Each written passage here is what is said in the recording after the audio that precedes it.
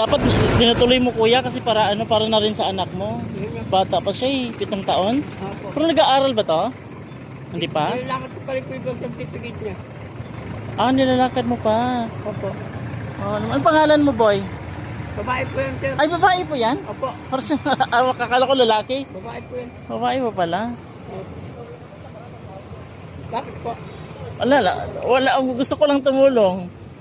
Ah, Tara, ano tayo, kain tayo. kahit doon tayo na. Ha? Sige, anong gusto mo baby? Ano? Jollibee?